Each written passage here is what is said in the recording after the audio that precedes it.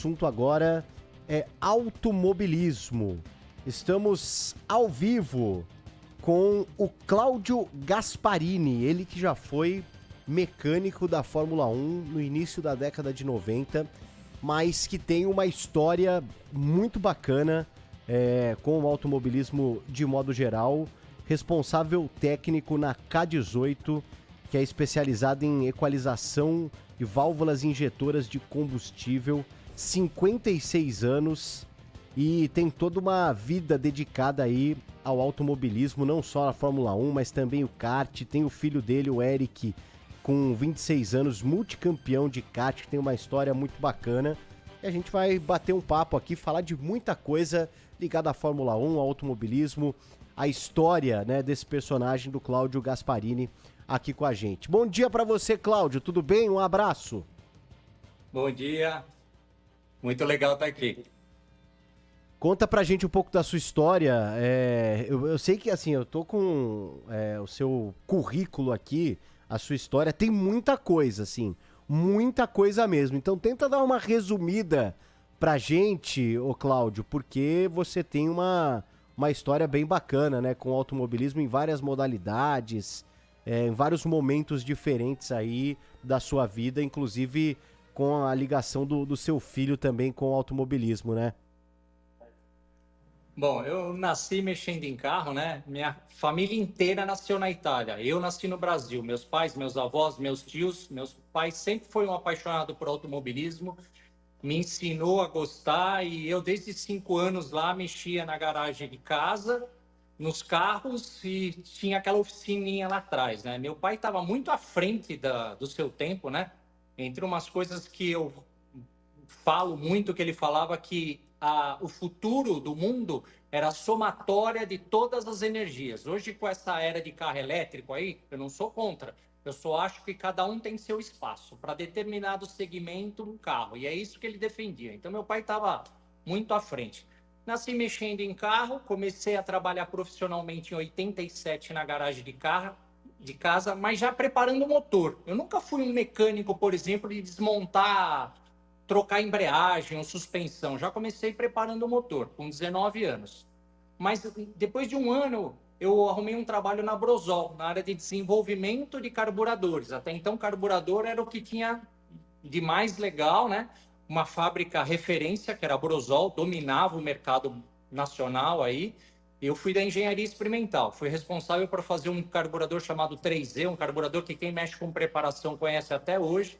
Só que aí, em 90, eu entrei na Fórmula 1. A história é bem louca, né? Mas a segunda-feira de manhã, antes da corrida, eu estava lá na frente do autódromo. Eu sei falar fluentemente italiano, porque na minha casa só se falava italiano. Tá ouvindo aí? Tá tudo certo? Sim, tudo certinho. E aí eu entrei numa equipe italiana pequena lá, porque eu sabia que as pequenas que precisavam mais de ajuda, e fui ajudando ali. Já na quarta-feira eles viram que eu gostava, vamos dizer que eu não era bobo, né? Apesar de não ter experiência nenhuma. Eles falaram que tinha uma vaga, me convidaram para ir para a Itália, eu fechei minha oficininha, que era até então na minha casa, e lotado de serviço, tinha bastante serviço, já tinha ganhado algumas provas de arrancada, e fui para a Itália. Aí eu trabalhei na Fórmula 1 90, 91 e 92. Só que aí minha namorada ficou grávida e eu voltei, e eu também achei que já tinha dado o meu tempo ali, no sentido que, cara, eu tinha uma vida muito boa aqui no Brasil. Então, pô, eu vi tudo que eu queria e voltei para o Brasil, montei uma nova oficina, trabalhei de 95 a 98. Aí eu vendi ela para os meus funcionários e comecei a trabalhar com bico injetor. Foi aí, montei uma escola de mecânica, junto com a Prefeitura de São Bernardo, a gente montou carro de corrida, eu ganhei os 1.000 quilômetros de Brasília com o Piquet, não o Piquezão, o Rodrigo Piquet. O Piquet até correu e a gente ganhou com uma escola de mecânicos. Nossos mecânicos eram da escola chamada Projeto Mão na Roda, até aquela camisa azul e preta ali atrás. Cara, foi bem legal isso, mas eu comecei a trabalhar com bico injetor. Só que em 2004, meu filho começou a correr. Ele tinha 6 anos de idade, modéstia à parte, logo de cara dava para ver que ele levava jeito para coisa, né? Ele com 7 anos de idade, ele já corria na categoria dos 8 aos 10, que era na cadete, já ganhou corrida do Paulista logo de cara, Já no ano seguinte foi campeão paulista nos dois paulistas que tem, aí foi, sabe, se destacou sempre, brasileiro, pan-americano, ganhou o capacete de ouro, né, que é esse prêmio mais importante. Aliás, ele tem um recorde. A pontuação máxima do capacete de ouro são 100 pontos. Ele é o único da história que ganhou 100 pontos. O único. Rapaz. Não tem outro que teve. Ele ganhou as 10 corridas. Eram 10 corridas que pontuavam para o capacete de ouro. Ele é o único da história que ganhou as 10. Aí o Robert Kubica, piloto da Fórmula 1, aquele que sofreu um acidente, ele ligou no meu celular. Isso foi em 2009. Meu filho já se destacava no kart aqui nacional. E pediu se eu pudesse levar ele numa segunda-feira. Ele me ligou numa quinta-feira, eu reconheci a voz dele. Pô, você não achou que foi trote? Não, cara, eu era do meio, assim, sabe? Eu vi que não era, que era ele. Ele fala italiano bem, né? Ele é polonês, mas ele sempre morou e viveu na Itália, né? Morava na Itália até então. E ele me ligou, falou se podia levar o Eric para representar o Brasil, que ele ia fazer uma seletiva na Itália, porque ele ia bancar o menino. E meu filho foi, eu e meu filho ganhou a seletiva. Ele ganhou essa seletiva, o Robert Kubica ia bancar com ele na equipe, foi aí que ele se enfrentou em 2010 com Verstappen, Ocon, Albon, Gasly. Nossa! Tá, eu tenho as... eles são todos... O Eric, meu filho, é o mais novo de todos. Tanto é que em 2009 ele ganhou a seletiva, mas ele e o Verstappen não podiam correr em 2009, nessa categoria. Eles só podiam correr em 2010. Já o Gasly, Ocon e Albon, eles são de 2006 e 2005. Eles já corriam. Por isso, eu vou ser sincero, dava para ver que quem se destacava era o Eric e o Max. Porque eles, 2 anos a menos, quando você tem 10, 11 anos, 12, 1 ano a menos, faz muita diferença. Por causa da força física. Tá? Muita gente fala que é experiência, mas não é. No kart, a força física, quando se tem 10 anos, conta muito. Porque na Europa são 7 corridas no final de semana. Então, cara, conta muito. E o Max e o Eric se destacavam, tanto é que o Eric ficou essas 4 na frente do Max. O Gasly que ganhou depois das primeiras corridas, tinha um equipamento superior, só que o meu filho teve um tumor. E aí o sonho acabou, a gente voltou para o Brasil, porque a gente achava que era uma dor besta nele, e não era, e a gente demorou 2, 3 anos para ele sarar, ele sarou tudo, mas a gente perdeu o time. Nessa, o Robert Kubica sofreu um acidente, e a gente perdeu o patrocínio, e aí foi duro se levantar moralmente, né? Porque perdemos o tempo, o time, né? Tentamos voltar, e as dores dele voltavam, aí eu já não tinha mais grana, porque, cortaram o patrocínio, ele ficou longe, o Robert Kubica sofreu um acidente, eu tentava juntar dinheiro, não conseguia, e aí a gente demorou 10 anos para falar, desisto. Tipo, essa é a história mais do Eric, né? Mas perguntem aí, hoje a gente tem essa empresa K18, né? A gente é líder do mercado, a gente faz o que gosta, tá bem pra caramba. Esse é o resumo, né? Mas, trabalhei com bico injetor na Stock Car, na Fórmula 1, tem várias histórias aí. É isso, só perguntar. É uma vida ligada ao automobilismo e às vezes realmente, né, as coisas elas não saem como a gente gostaria, mas a história tá aí, né, para ser contada e isso é muito legal, né, poder fazer parte de alguma forma desse ambiente, né, de ter se destacado e de poder de alguma forma seguir toda a tradição de vocês e da família, né, isso realmente não tem preço, ô Cláudio. E aí, queria te fazer uma pergunta dentro desse universo que você viveu. Que outro dia eu li uma coluna da Juliana Serrazoli, que entende muito de Fórmula 1 e escreve no UOL e acompanha todos os circuitos da Fórmula 1.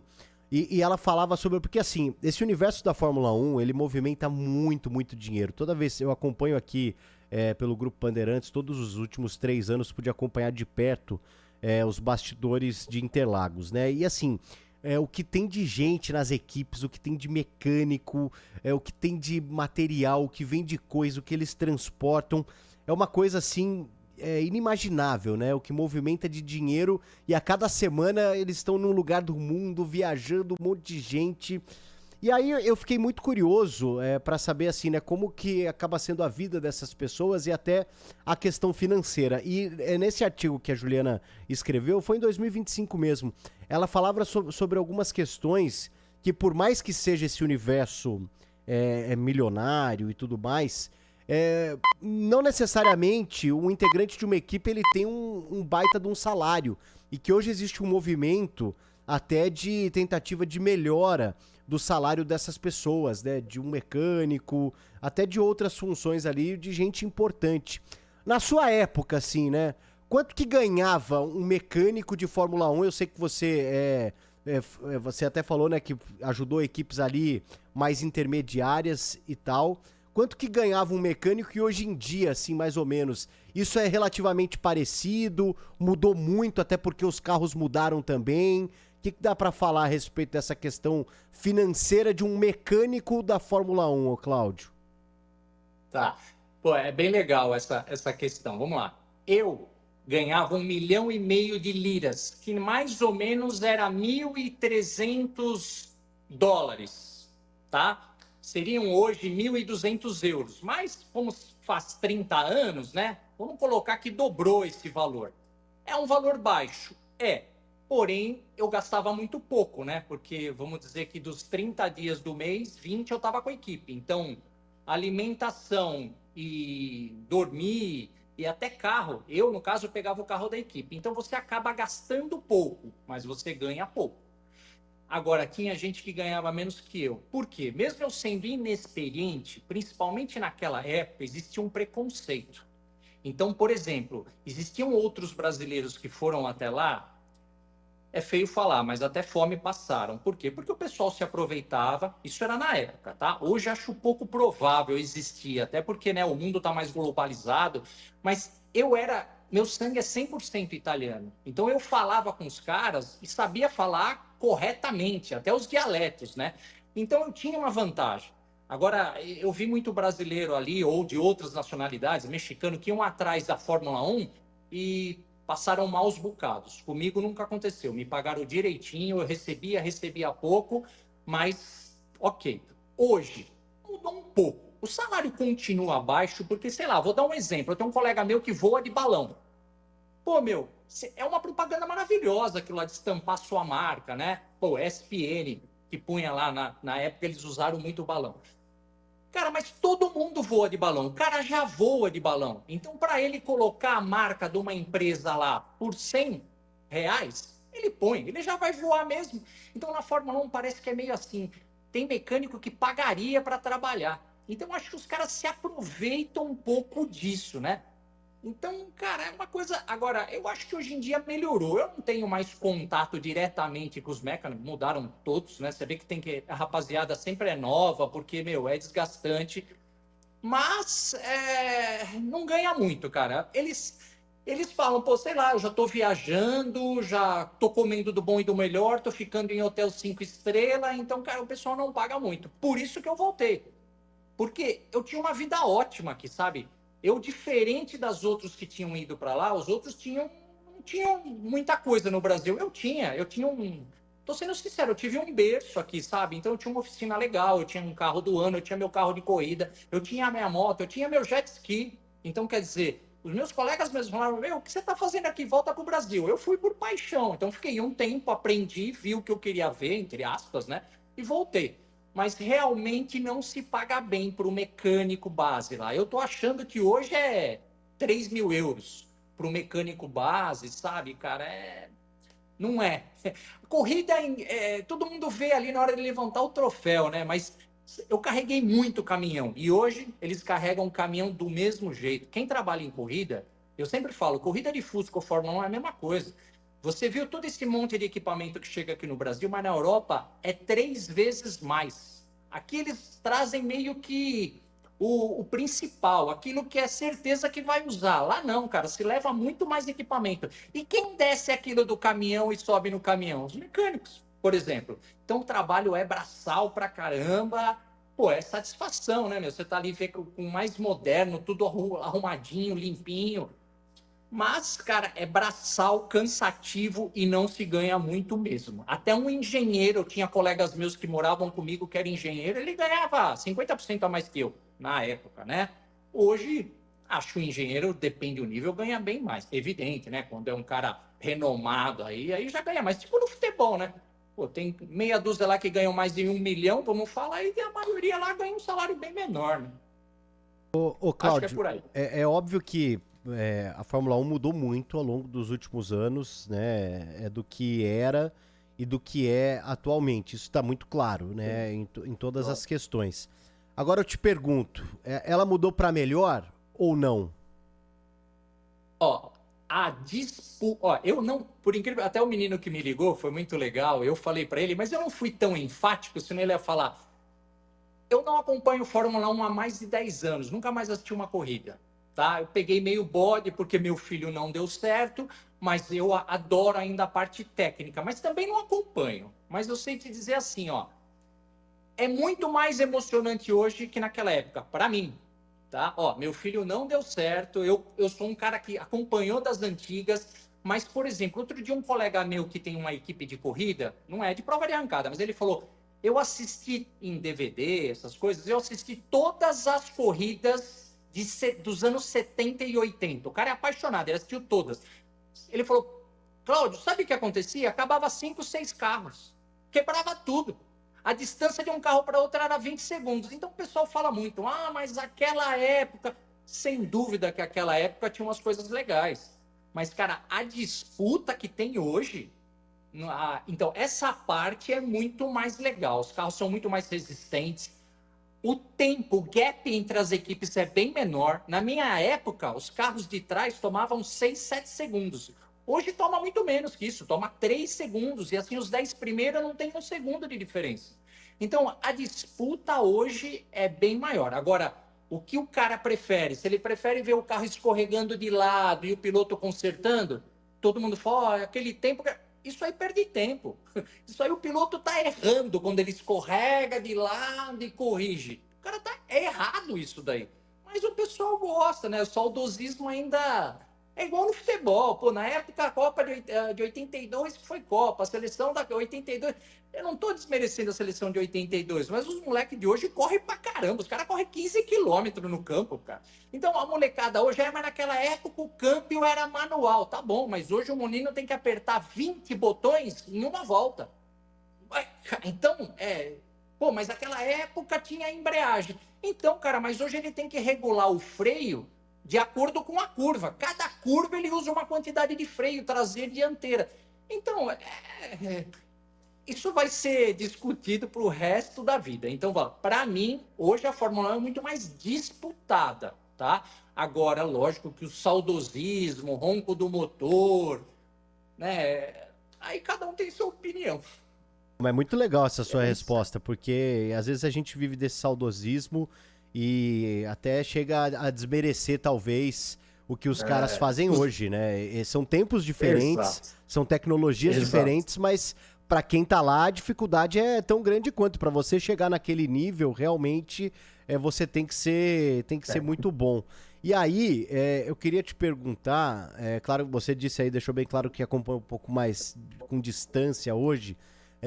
Mas chama atenção, às vezes, a diferença que um carro tem para o outro, apesar de todo o acesso à tecnologia que cada um tem e de ter profissionais de ponta em todas as equipes, né? A gente está vendo essa temporada debutante do Bortoleto e a gente já imaginava que seria uma temporada difícil para ele dentro da Sauber. A gente imagina também que a partir do ano que vem, né, que vai virar Audi, deve melhorar um pouquinho. Mas o Bortoleto, nas primeiras entrevistas, né, que ele dá, nessas primeiras corridas, sempre depois das provas, ele demonstra ali um enorme nível de frustração, assim, de não conseguir por conta dessa dificuldade que ele encontra nos carros. Por que existe tanta diferença assim, né? E a gente tá vendo, por exemplo, o próprio Verstappen, que nos últimos anos domina a categoria, também ficando um pouco sem paciência, porque hoje, aparentemente, a McLaren tá muito à frente da Red Bull. E isso, assim, é uma coisa que muda de um ano pro outro, os caras conseguem encontrar soluções e os outros parece que vão ficando para trás. E o Bortoleto tá nessa, assim, né? Ele sabia que seria difícil, mas aparentemente tá sendo mais difícil do que ele imaginava, o Cláudio. Bom, eu tenho algumas teorias minhas, né? Como eu disse, eu não é que eu tô bastante afastado, mas vamos lá. Red Bull. Olha, eu dei uma olhada agora, 30 minutos antes. Fazia 10 anos, 15 que eu não via nada. A Red Bull anda com motor Honda. A Honda vai deixar a Red Bull, vai ser Ford. Então, já mostra que a Honda não está colocando mais ficha ali. Saiu o projetista-chefe, levou a maioria da equipe, porque é igual um técnico de futebol. Quando vai o técnico, ele leva toda a comissão, a maioria das vezes. No caso do Adrian, foi a mesma coisa, levou. Então a Red Bull caiu, fato. A Red Bull vai ser Ford. Eles não vão ficar trocando muita figurinha agora, eles vão meio que se arrastar até o final do ano, tá? No caso do Bortoleto, eu tô mais por fora ainda. Mas a análise que vocês têm que fazer, ou apaixonado, né? Já fui um apaixonado. Ele tá andando na frente ou atrás do companheiro dele? Mas tem que olhar sem ser brasileiro, tem que olhar com os dados, não um treino, uma corrida. Todos os treinos, todas as corridas, porque o piloto fica frustrado, bravo, nervoso quando ele anda atrás do companheiro, tá? A referência sempre vai ser o companheiro, sempre, tá? Isso aí até aqueles que não entendem de automobilismo falam, a referência é isso mesmo. É o primeiro fato. Agora, ele já sabia que a equipe era mais fraca, né? Pelo que eu vi, só que tem um potencial. Cara, e andar de Fórmula 1, meu, pô, é andar de Fórmula 1. Tem um potencial quando for Audi, então quer dizer, vai mudar tudo ano que vem, vai mudar regulamento. Então, cara, e detalhe, teve muito piloto bom que começou numa equipe fraca. Olha, não sou eu que entendo, não é a jornalista, são os caras que estão lá. Eles veem a telemetria. Então, vou dar um exemplo de um da minha época, né? Ele foi até um pouquinho da minha época, mas até 95, olha, faz tempo isso. Eu ainda frequentava os boxes, que é o Alonso. O Alonso começou de Minardi, cara, porque eu fiquei lá, fazia algumas corridas em 93, 94, Minardi. Cara, ele metia um pau nos companheiros, cara. Ele fazia milagre. Os caras estão vendo. Então, se ele acelerar o que teria que acelerar para se destacar, ele pode andar de Sauber, ele pode andar com qualquer coisa. Ganhar a corrida não é isso. Então, tanto é que foi campeão disso, foi campeão daquilo. Beleza. Mas, por exemplo, o Max Verstappen, eu não lembro se ele foi campeão na categoria de base. Por quê? Cara, os caras sabem quando o cara acelera ou não. Ser campeão, ganhar a corrida é importante, talvez o mais importante. Mas você tem que, primeiro, andar na frente do seu companheiro. E depois, cara, os caras olhar a telemetria e falar, maluco, olha onde esse cara freia, onde que ele acelera, olha o que ele faz. Os caras das equipes, eles se conversam, eles sabem se o cara acelera. Então, às vezes, a frustração dele é ele achar ou ele saber que ele pode fazer melhor, ele. Agora, sobre o carro, cara, o carro que ele tem, ele tem. Aquela época também que ele pode melhorar o carro, não pode nada, sabe? Hoje em dia é difícil, cara. Então, a época do Piquet, que deitava lá e apertava os parafusos, isso não existe. Ah, aquele tempo era tempo. Cara, mas os meninos não têm condição hoje. Os meninos, eles têm que ser rápidos e rápidos e rápidos. Não precisa ser simpático, não precisa ser heterossexual, branco ou preto. Ele tem que ser rápido, cara. E até quando bate, tudo bem, eles não podem arrebentar 50 carros numa temporada. Mas quando o cara bate, como o Marcos começou, que o Galvão, o Reginaldo, metia a boca nele, eu falava, meu, não sabe o que estão falando, né? Essa é a verdade. Tipo, cara, deixa o cara bater, o cara é rápido. Eles sabem, daqui a pouco ele se acerta no seu nível ali, cara, e vai. Então, o Bortoleto, eu não acompanhei nada, mas talvez ele saiba que ele pode dar mais, que ele pode fazer mais. Talvez ele olha a telemetria lá, talvez ele sabe que não está encaixando, que agora ele está meio inseguro. E aí é lógico, né? Eu vi que essa última corrida aí, porque eu li agora, ele estava em 13º. Pô, 13º não é ruim, tá? Com uma Sauber, para. E aí o carro parou. Cara, mas não é culpa da equipe. Pode ter sentido, lógico que é culpa da equipe, mas a equipe não quer que aconteça isso. É evidente, cada ponto ali, cada posição que você chega é mais grana que você recebe, sabe? Todo mundo quer um resultado legal. Acontece. É culpa da equipe, sim. Ele não teve culpa nenhuma na parada do carro. Então é isso, cara. Ele tem que dar o máximo de si, ser melhor que o seu companheiro e mostrar serviço que alguém vai estar olhando para ele, pode ter certeza. Uma coisa que me chamou a atenção, Cláudio, nos últimos anos aí, a gente pôde acompanhar de perto esse ambiente da Fórmula 1, graças à série que a Netflix agora faz, né, o Drive to Survive, que mostra justamente os bastidores. Os caras até acho que eles criam ali uma novelinha pra dar uma dramatizada, tal. Os próprios caras da Fórmula 1, eu acho que entraram um pouco nessa de representar um personagem, né? Os americanos entraram, né? Eles têm esse lado aí, né? Isso, exatamente. É isso aí. E aí, chama atenção duas coisas. Uma coisa que você falou que é muito verdade é que o seu principal adversário vai ser sempre o seu companheiro de equipe, né? E aí, numa dessas, a gente se coloca no lugar do Rubinho nos tempos de Ferrari com o Schumacher, e aí a gente consegue entender algumas questões que aconteciam lá, porque, pô, o Rubinho ele viveu o peso pro brasileiro, ter que ser um substituto do Senna, né, um negócio muito difícil, e ao mesmo tempo ter na equipe dele o Schumacher, né, então assim, ele teve que fazer coisas ali que ele foi muito injustiçado na minha visão do brasileiro, né? Acho que o brasileiro queria algo do Rubinho e que ele entregava, na minha visão, até de leigo, acho um piloto excepcional, um dos melhores da geração dele de Fórmula 1. E uma outra situação também é justamente essa de que, claro, que a gente tá assistindo, a gente tá ali preocupado com a ponta, né? Com quem vai ganhar, quem vai chegar em segundo e terceiro. Mas pros caras, você terminar em 11º ou em 12º faz toda a diferença. Os caras estão ali na corrida deles. A corrida do Bortoleto é terminar em 10º e não em 11º, porque isso não só em questão de pontuação, mas em questão de você ultrapassar o cara que tá na sua frente.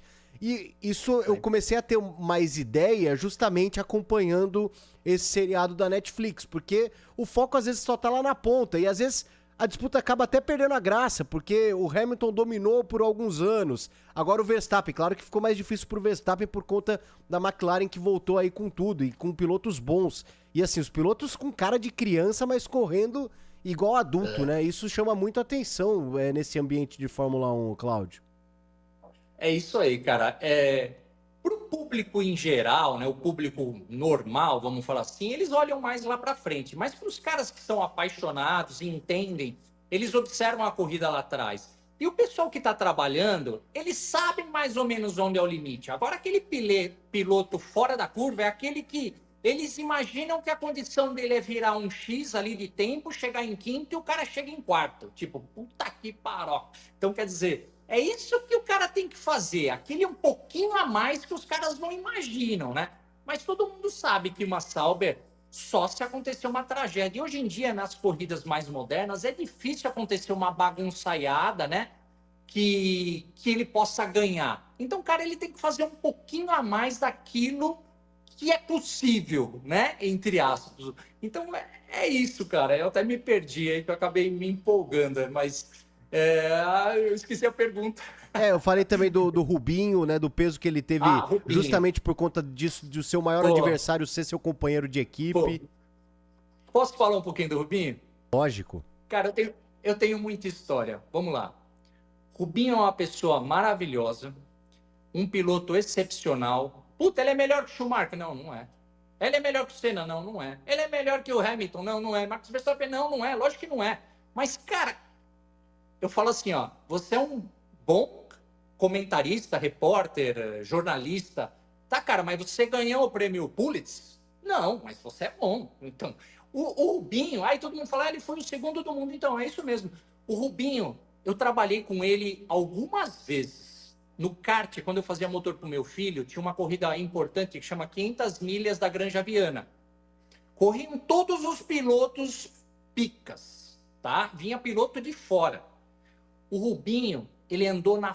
Eu fazia o motor do Zé Bolão. O motor era sorteado, mas eu mexia no carburador. Da equipe do Zé Bolão, que é primo do Rubinho, é o mecânico mais renomado do kart. E eu trabalhei 3 anos ali com ele. Todos os pilotos que subiram no kart com o Rubinho, mesmo kart, mesmo motor, eu trabalhei ali meses, tomava pau do Rubinho. Então, cara, tenho um respeito enorme. Todos, eu dou nome aos bois. Tony Canaan, Léo Castro Neres, Júlio Ferran, Átila Abreu, Pisonia.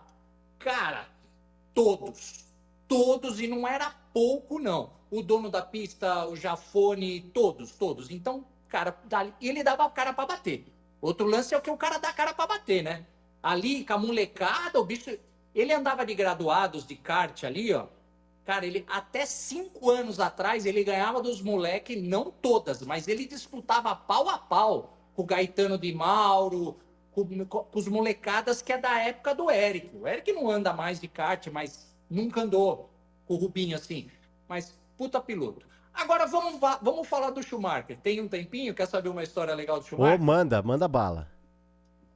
Aí tinha uma corrida, então esse eu falei muito das 500 milhas da Granja Viana, tá? Então eu trabalhei com o Rubinho, o cara era fudido. Beleza, aí nós fomos para Santa Catarina e até a corrida do Massa, que era a corrida dos campeões, lá em Florianópolis, cartódromo dos ingleses. Tá, corrida, foi a primeira do ano.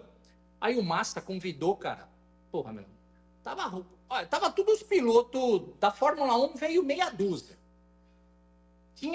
Ia começar o treino. 5 minutos antes, chegou o helicóptero com o Schumacher. O Schumacher desceu. Ele nunca tinha vindo para Santa Catarina, né? O que o Schumacher vai fazer em Santa Catarina? Pô, Santa Catarina é legal pra caramba, mas né, nunca foi. Ele chegou 5 minutos antes. Ele caiu no kart primeiro tempo. Tava o Rubinho.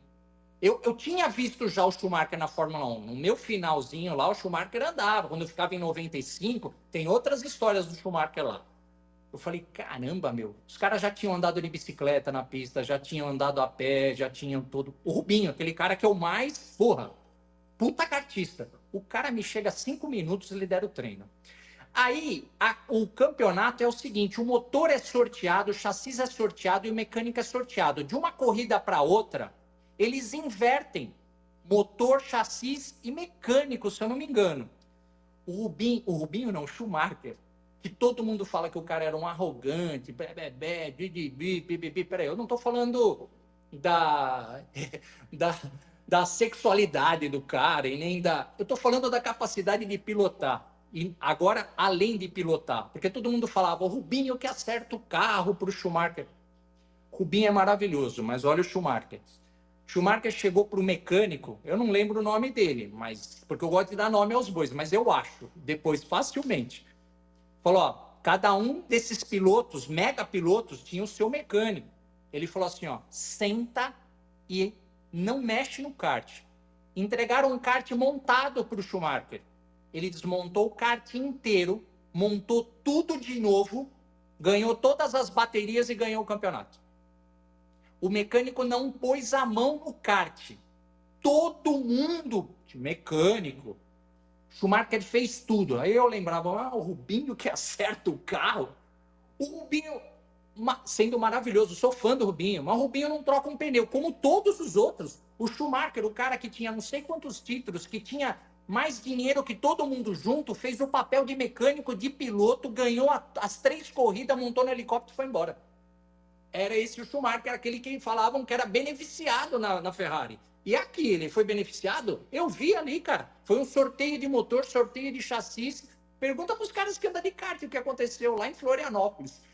Esse era o Schumacher. Então, quer dizer, o Rubinho, ele pegou um cara que era melhor que ele, cara. Que era um cara do nível do Senna, do nível do Verstappen, do nível do Hamilton, do nível do Alonso. O Rubinho não é do nível deles. Mas é um puta piloto, o Rubinho. Puta de um cara 10. Você vê o que ele faz na estoque aí, cara. Ganhar de estoque não é fácil. Você sair de Fórmula 1, vir na estoque, dar cara para bater pros moleques aí. Rubinho é maravilhoso, mas o Schumacher era o Schumacher. O Schumacher é o maior de todos os tempos, assim, uma opinião... É claro que o brasileiro tem esse viés pro Senna, e a gente sabe do tamanho do Senna, e aí até aproveito para você, se tiver alguma para falar do Senna também, que a gente sempre gosta, mas... eu tenho pra mim que quando a gente fala do Schumacher, talvez a gente tá falando do maior de todos os tempos, hein, Cláudio? Cara, isso é uma discussão, acho que até saudável. É igualzinha do futebol. Pelé, Maradona, Cristiano Ronaldo, Messi. Não sei se tem algum aí. né? É quase unanimidade que são esses 4 nomes aí. Porque esse negócio de comparar é bem difícil. Porque, por exemplo, você pega o Pelé e você teletransporta ele para agora, ele não ia jogar nada. Porque não tinha preparo físico, porque o futebol é rápido. Pô, mas se você pega o Pelé, dá as condições de alimentação, de fisioterapia, de academia, de treinamento, de fundamento, mas aí não dá para saber. É muito si na cabeça. É impossível, é humanamente impossível fazer essas comparações. Eu acho que isso alimenta a roda, é bom até para o esporte, mas essa pilha eu não entro muito, mas eu diria assim. Ah, não, aí o meu modo de ver. Ó, eu quando fui para a Europa, e os meus colegas na Europa que trabalhavam, então isso eu quero deixar claro, tá? A unanimidade era a Senna. Era. Eu era uma das viúvas negras ali, cara. Eu preferia o Schumacher como piloto. Eu preferia, porque eles mais ou menos pegaram a mesma fase. Só que pegaram o Senna um pouquinho mais velho, o Schumacher um pouco chegando. Isso aconteceu com o Hamilton e o Alonso. Depois eu era Alonso. Hamilton chegou, cara, e batia ele por milésimos, ainda quando eu acompanhava, sei lá quanto tempo faz, há uns 15 anos atrás, né? E aí depois aconteceu com o Hamilton e o Verstappen. Cara, molecada nova hoje, meu, os reflexos, já viu o lance da bolinha, de soltar ali? Cara, é difícil dirigir um Fórmula 1. Se você tem mais de 30 e poucos anos, se você ainda tá nativa, igual o Rubinho. O Rubinho tem 50, mas ele tá nativa. Lógico que ele tá nativo em carros lentos. O que é estoque é lento? Estoque é lenta. Perto de Fórmula 1 é muito rápido, as reações, né? Então ele consegue andar. Mas 30 e poucos anos, que como aconteceu com o Schumacher, quando parou para voltar, isso é típico futebol. Se um cara consegue jogar até 30 e poucos anos, consegue. Mas se ele der uma parada com 30 anos, tirar 2 anos sabático e volta, não volta mais. Aí não consegue nem ser titular de um time da B. Fato. Isso é o que eu acho, né? Fato que eu acho. Então vamos lá. Agora, respondendo a sua pergunta. Eu acho que o Schumacher, pessoal, para mim, Verstappen, Hamilton, Alonso, Schumacher é o tá. Eu acho que o Senna um cabelo. Mas os caras vão me matar. Não, Meus mas colegas, não tem meus colegas lá da problema. Itália. Mas é até Eu acho que importante, Cláudio. o Senna é assim um cabelésimo abaixo desses 4 nomes. Eu acho, mas ó, eu me assustei quando eu fui para a Europa lá em 2009, né? Fazer essa seletiva com meu filho. A gente ficava de domingo na pista. De domingo tem muito domingueiro, né? Cara que só vai para brincar, porque corrida de domingo na Europa tem. Mas aqui no Brasil não tem corrida pro de domingo, né? Cara, tinha muito capacete do Senna, cara. Era assim, impressionante. Lá o pessoal era totalmente Senna, muito mais que o Schumacher. Porque até o Schumacher passou muito essa imagem de ele ser arrogante. Arrogante é um cara que fala pro mecânico assim, ó, senta aí, fica sentado, come aí que eu vou montar o kart. Arrogante? Eu não vejo arrogância. Eu vejo profissionalismo, cara. Ele falou, meu, eu sei montar melhor que ele, eu vou montar esse negócio aqui, cara. O Senna não fazia isso. O Senna foi de uma época antes que ele, cara, mas ele não fazia. Ele não montava o motor, ele não montava o chassis. Então, eu tenho muita consideração pelo Schumacher, porque ele realmente, cara, punha a mão na massa ali no kart. Não é que me contaram. Eu vi. Eu vi o cara desmontar tudo ali, montava, cara. Não queria ajuda de ninguém. Quem é do kart sabe que tirar e pôr o pneu na roda é difícil. É com a mão. Hoje tem umas ferramentas especiais, mas é difícil o piloto que faz isso. Tem alguns moleques que, meio treinados, assim, eles gostam até de treinar. O Schumacher fazer isso aí, cara, de olho fechado, mano. Então, quer dizer, eu achava muita injustiça. O Schumacher, quando eu acompanhei a Fórmula 1 até 95, 96, ainda na época já tinha GPS, pá, mas o pessoal ainda usava o radar. Uma equipe lá me deu o radar e falou: vai lá na reta pegar. Eles sabiam de todos esses dados, mas é gostoso ficar com o radar, né? Um pouco de saudosismo. O Schumacher era o único, isso acho que foi 94 ou 95, que quando ele subia o café, que é uma reta curva, todos os pilotos você via na hora que ele entrar pro box, porque o cara sobe, faz a tangência, vai lá fora no café, aí ele tem que fazer aquele S para entrar no box. Quem já ficou ali na arquibancada ali na A, né, de Interlagos ali, ele sabe do que eu tô falando, é a freada para entrar no box. Schumacher, e eu fiquei na arquibancada do lado externo vendo os caras subir o café. Ele era o único que não dava para saber quando ele entrava no box, porque ele freava só depois que ele fazia esse S para dentro para entrar no box. Tanto é que um erro da televisão, na época, a Ferrari é muito rápida no box, na época, né? Que hoje eles falam que a Ferrari tá meio... eles ganham a corrida do Schumacher no box. Não é a Ferrari que ganhava. É porque todo mundo cronometrava só a parada. Isso depois de 10 anos eles aprenderam, os comentaristas, que tinha que cronometrar da entrada do box a saída lá embaixo da pista. E aí você via aqueles 20 e poucos segundos que dava, né? Pô, mas a velocidade não é a mesma, que você não pode entrar com uma velocidade a mais de 80 por hora, 60 por hora, depende de pista para pista. Sim, mas se você tá a 1 metro antes daquela velocidade mais rápido, você vai ser mais rápido, entendeu? Então, em resumo, o Schumacher era o único que ele freava, ele tomava 3, 4 multas, tomava 3, 4 pênalti nos treinos, porque ele ficava treinando para frear no limite. Cara, então, muita besteira que falavam na época. Então, por isso, eu vi certos detalhes ali. 95, não tinha mais cena, certo? Mas, cara, para mim é isso. É os quatro. Verstappen, Hamilton, Alonso, incluo nisso, e, Schumacher. Ontem até minha namorada falou, você está falando Schumacher. Schumacher, que eu chamava ele de Mikael, meio que zoando, né? Mikael. E o Senna, mas o Senna, se colocar nesse bolo aí, tá de bom tamanho, né, cara? É tudo fera. Mas a molecada de hoje também, meu, tem que valorizar, sabe? Aquele tempo que era aquele tempo. Senta lá num Fórmula 1, você vai ver o que acontece. Você está sentado no chão, você não vê nada. Você vê mal e mal a parte de cima dos pneus da frente. Você tá deitado.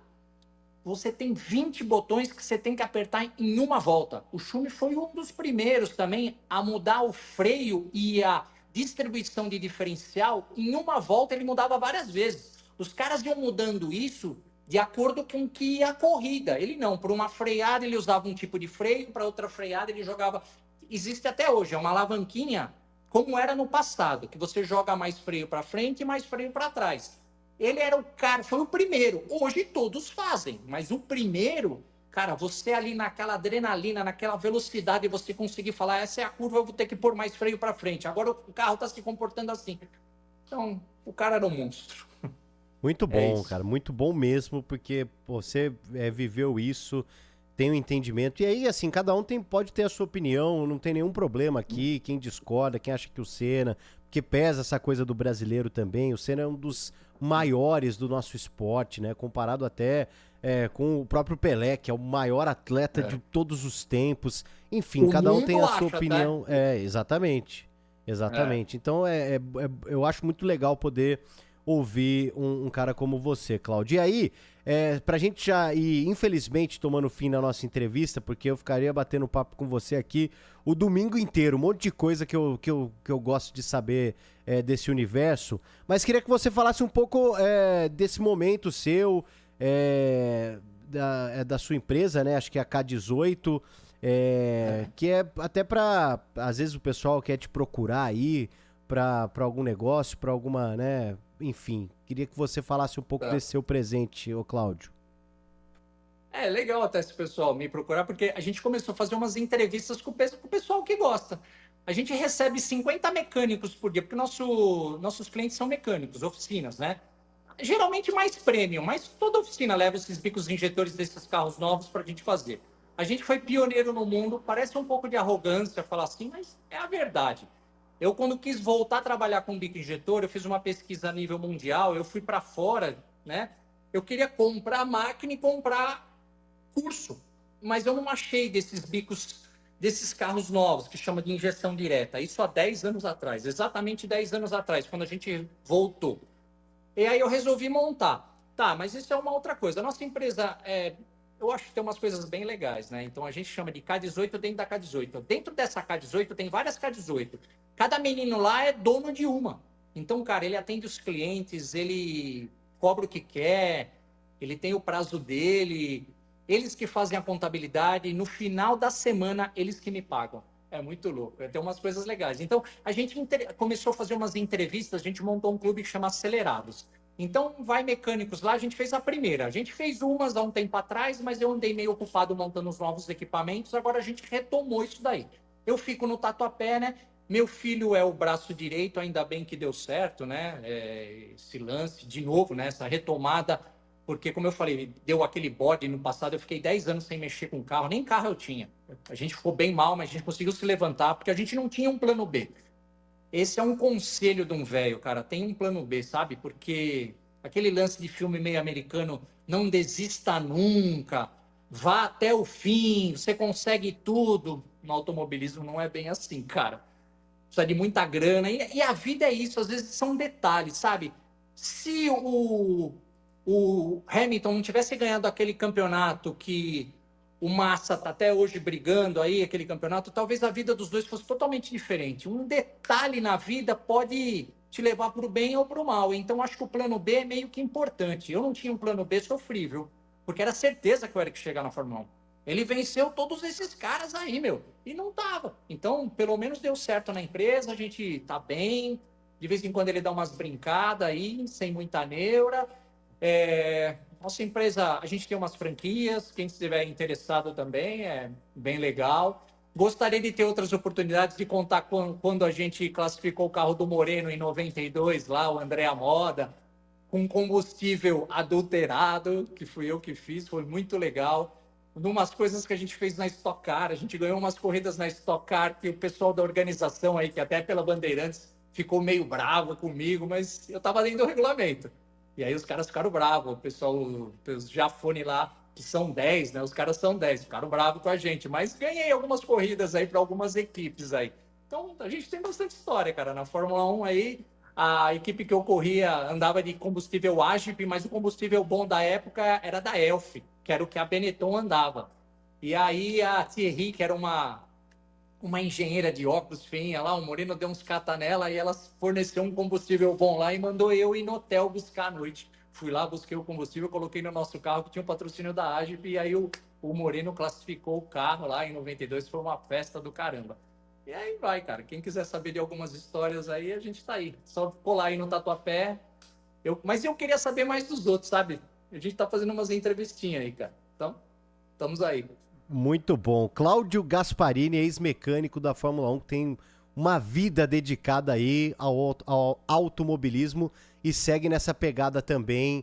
E você procura aí depois, né, o Cláudio, se você tiver aí suas redes sociais, aproveita para passar também para os nossos ouvintes aí, para quem se interessar e te procurar, porque tem muita coisa boa realmente. Tem a das K18, né? Eu fico na K18 injetores. Mas aí eu sou italiano, né? Meu sangue 100% italiano, mas tem um apelido mexicano no meio. Até foi brincadeira de molecada, ele é italiano. Aí um cara chamou meu de Pancho. Tem outros Pancho aí, mas eu sou o Pancho Corse. Estranho, né? Na época do e-mail montei isso daí. Então, lá é uma rede social que eu falo bastante do Eric. Todas essas coisas que eu contei estão lá. Tem uma entrevista minha na Fórmula 1 que eu falo disso daí. Lá tem um pouco dos troféus, desses feitos quando a gente... O dia que demos um pau no Verstappen. Na verdade, não foi um dia só. Mas, cara, o cara é demais. Eu ali conversando com o pai do Verstappen, ele era um cara que reconhecia a gente, né? O Jos Verstappen ali, porque a gente trocava carburador junto, sabe? Ah, ele é rico. Cara, mas o pai dele é fudido, sabe? Porreta. Ele não só tinha grana, então todo mundo fala grana, grana, grana só não é o suficiente, sabe? Tem muitos pais que são enganados, são muitos meninos que perdem aí no meio porque os pais são enganados nas categorias de base. Se eu não me engano, até o Bortoleto, eu vi me mandaram um link, eu não assisti muito, o Bortoleto metendo a boca nas categorias de base que o motor não é sorteado. Acho que ele tem razão, porque isso você pode acabar com o talento, porque você traumatiza, porque tem tanta roubalheira e tem tanta desigualdade no automobilismo que acontece para um lado ou para o outro. Às vezes você acha que o menino é bom e não é por causa do equipamento, e às vezes você acha que o menino é ruim e não é por causa do equipamento. Então, o que eu puder ajudar aí nesse sentido de aconselhar, cara, eu tô aí, beleza? Boa, Claudião, Pancho tamo junto. Curse. Pancho, é isso Valeu. aí. Cláudio Gasparini com a isso aí. gente. Obrigado pelo papo, viu, Cláudio? Muito bom mesmo. Cara, adorei. Beleza? Obrigado. Tamo junto, um abraço aí Tchau. na família.